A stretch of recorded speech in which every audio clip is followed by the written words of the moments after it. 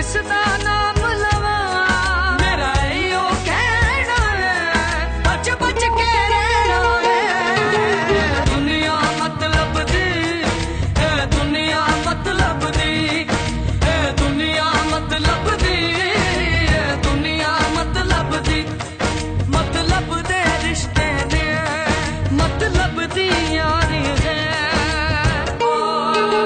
किस नाल लालियां